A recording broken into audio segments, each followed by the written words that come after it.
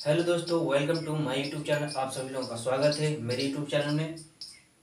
तो आज जो है वीडियो हमारे देश के उन इतिहास के महान शासकों के ऊपर जो ये पूरा सीरीज चल रहा है वीडियो का। यह वीडियो अभी आगे चलेगा। तकरीबन 50 ऐसे योद्धा हैं जो महान राजाओं में से एक है हमारे। तो महान राजाओं में से 14वां वीडियो है। आगे जो वीडियो बने हैं आप उससे जाकर पीछे देख लीजिए, एक बार उनके बारे में जान लीजिए। तो आज जो हमारे सम्राट हैं, इतिहास के सबसे महान सम्राटों में से एक सम्राट अजात शत्रु के बारे में हम लोग जानेंगे। किसके बारे में जानेंगे? सम्राट अजात शत्रु के बारे में। अजात शत्रु भारत के एक प्रतापी सम्राट थे। साथ ही वह अपने पिता बिंबिसार के हत्यारे भी थे, क्योंकि अपने पिता को ही मारकर वह राजगद्दी पर बैठे थे। और साथ ही अपने पिता को मारकर जब अपने लगभग वह 493 में पिता की मृत्यु के लगभग 493 में ही ईसा पूर्व उन्होंने अपने पिता की मृत्यु की थी। उन्होंने मृत्यु के बाद वह अपने राजगद्दी पर बैठकर शासन करने लगे। और शासन करते ही करते वह उनके जो पिता थे वह पूर्वी राज्यों को जीते थे। और जो सम्राट अजातशत्रु थे उन्होंने भारत के पश्चिमी जितनी एरिया थी, जैसे कि वाराणसी, जो आज की वाराणसी है, काशी उसका पहले नाम था, काशी जनपद जीते थे। काशी के साथ साथ वह अंग, वज्जी और कौशलपुर जीते थे। कौशलपुर की सबसे बड़ी बात है कि कौशल को वह वैसे नहीं जीत पाए। उनके एक मंत्री थे और साथ में वह बहुत बड़े कूटनीति कारक भी थे। राजनीति के सबसे बड़े ज्ञाताओं में से एक उन्हें राजनीतिज्ञ भी माना जाता है अजातशत्रु को। अजातशत्रु ने कौशल में उन्हीं के मंत्रियों और उन्हीं के सेनापति के अंदर और उन्हीं के प्रजा के अंदर फूट डाल दिया। जैसे कि आप कहते हैं ना कि अंग्रेजों का ही ये चला है, फूट डालो राज को, ये अंग्रेजों से नहीं, ये भारत में ही आया है। अजातशत्रु ने इसका पहले ही प्रयोग किया था। अजातशत्रु ने कौशल के अंदर फूट डाल दिया। फूट डालने के बाद वहाँ पर कई युद्ध हुए। फिर उसके बाद उन्होंने आक्रमण करके कौशल की राजकुमारी कौशल के राजा को हरा कर फिर से बाद में बगावत कर देंगे कौशल के लोग। और इसीलिए कौशल को जीतने के लिए वहाँ की राजकुमारी से उन्होंने शादी कर ली, जिसका नाम है राजकुमारी वजीरा राजकुमारी वजीरा नाम है उनके पत्नी का, जिन्होंने कौशल की राजकुमारी थी। उसके बाद उन्होंने अपने इन सभी साम्राज्यों को जीतकर अपने राज्य में मिला लिया और अपने साम्राज्य का विस्तार किया एक विस्तृत साम्राज्य का निर्माण किया या स्थापित किया। वह बाद में उन महान शासकों में से एक उस महान शासकों में से एक थे अशोक और चंद्रगुप्त मौर्य के बाद। वह महान शासकों में से एक थे जिन्होंने बौद्ध धर्म के अनुयायी बने। और साथ ही साथ इन्हें जैन धर्म और बौद्ध धर्म दोनों का अनुयायी माना जाता है, कहा गया है। इन दोनों का नाम बौद्ध धर्म के ग्रंथों में पाली ग्रंथ में इनका नाम सबसे ज़्यादा आता है, और जैन धर्म के भी ग्रंथों में उनका नाम बहुत सबसे ज़्यादा आता रहता है, अजातशत्रु का नाम। अजातशत्रु इतिहास के महान शासकों में से एक थे। और साथ ही हम बौद्ध धर्म की सबसे बहुत बड़ी घटना हुई थी कि जो अनुयायी थे बौद्ध धर्म की सबसे अनुयायियों का एक बहुत ही बड़ा सम्मेलन, प्रथम सम्मेलन जब करवाया गया वह अजातशत्रु ने ही करवाया था अपने शासनकाल में। 483 ईसा पूर्व महापरियोजन परिनिर्माण उन्होंने बौद्ध धर्म के लिए करवाया था, एक महासम्मेलन करवाया था उस समय।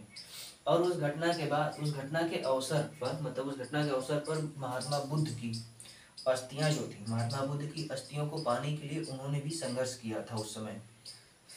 महात्मा बुद्ध की अस्थियों को प्राप्त किया और प्राप्त करने के बाद उन्होंने अजातशत्रु ने प्राप्त करने के बाद उनके अंग के बहुत सारी कुछ अंगों को उन्होंने प्राप्त किया। महात्मा बुद्ध के अंगों को प्राप्त करने के बाद वह राजगिरी जो है, इसमें पटना में स्थित है।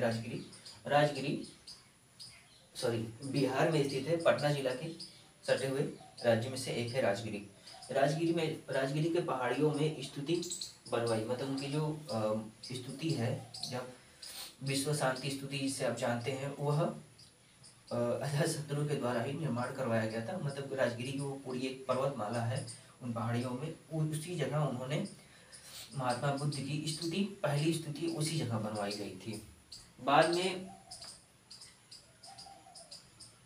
और आगे चल कर के व्यवहार के पर्वत में उन्होंने पर्वत में संपड़ी मतलब एक संग करने के लिए व्यवहार के पर्वतमालाओं में कई गुफाओं में, उसके बाद बौद्ध संघ की पहली प्रसंगित करवाई थी अजातशत्रु ने महात्मा बुद्ध की पहली संगति उसमें वैसी जगह हुई थी, बिहार में ही पहली संगति कहाँ हुई थी? बिहार में। इस बात को याद रखना सबसे बड़ी बात जरूरी है कि पहली संगति कहाँ हुई थी? बिहार के संपड़ित गुफा के अंदर हुआ था। और जिसे हम अधिकतर लोग अब के लोग जिसे हम लोग जानते हैं, मतलब अभी लोग जानते हैं, उसे कहते हैं सत पिटक और विनय पिटक। सत पिटक और विनय पिटक का संपादन हुआ है, मतलब उसी से ही सत पिटक और विनय पिटक का संपादन हुआ है। और यह सभी कार्य मतलब सम्राट अजातशत्रु के ही शासनकाल में हुआ था। और इनकी मृत्यु जो अजातशत्रु की मृत्यु है बौद्ध धर्म में कई जगह शिलान्यासों में कई इतिहासकार, जो पुराने इतिहासकार हुआ करते थे, कई इतिहासकार जो रिसर्च उसमें नहीं उतना चला करता था, वो इतिहासकार मानते थे कि 535 में मतलब 535 ईसा पूर्व अजातशत्रु की मृत्यु हुई थी, पर ऐसा नहीं था।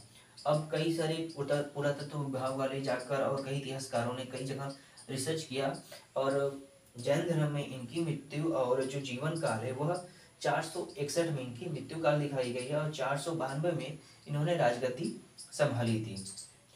और इनका जो जन्म है वो 509 ईसा पूर्व हुआ था।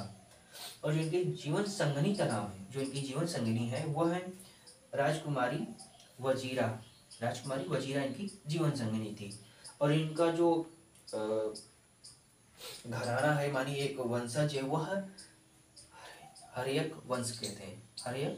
हर्यक वंश के थे।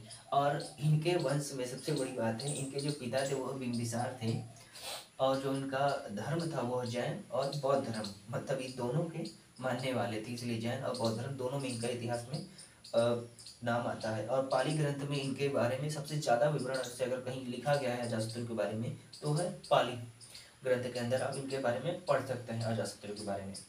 तो पाली ग्रंथ को अजातशत्रु के बारे में जब, और हाँ सबसे बड़ी बात है, अजातशत्रु के वंश को पितृहंता वंश भी कहा जाता है, क्योंकि इनके वंश के अंदर जितने भी राजा हुए हैं अब तक, उन सभी ने अपने पिता का हत्या करके ही राजगद्दी को हड़पा था, यानी कि राज किया था।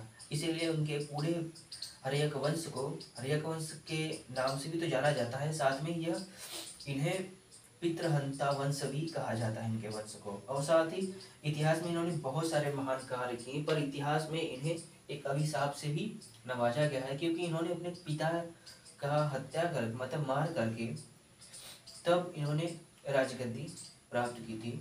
इसीलिए अपने पिता के हत्या के कारण इन्हें इतिहास में एक श्रापित राजा भी माना जाता है।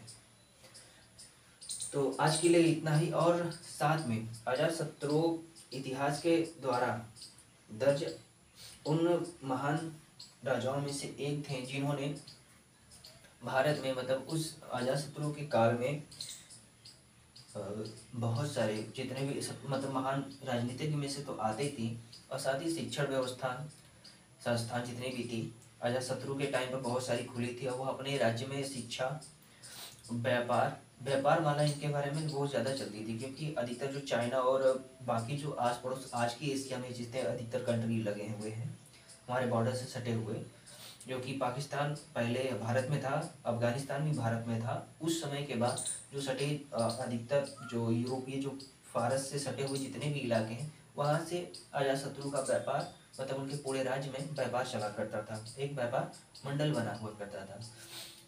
तो इन व्यापारिक व्यवस्थाएं, रास्तें जो भी हैं वह निर्माण तो इन्होंने बहुत सारी करवाए थे। इतिहास के बहुत सारे खदानों में या यह कहा जाए तो खुदाई में इनके अवशेष मिले हैं और सबूत के साथ।